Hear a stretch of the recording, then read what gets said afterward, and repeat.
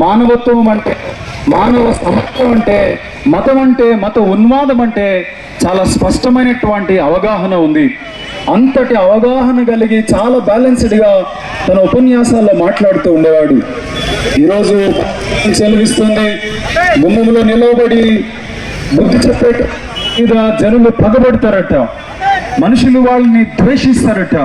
పిల్లరా, రాష్ట్ర పాల్ గారి మరణం అనేటువంటిది ఒకవేళ క్రైస్తవ సమాజం ఎప్పుడు కూడా సమాజానికి ఆటంకంగానో ఆయాస్కరంగానూ లేదు.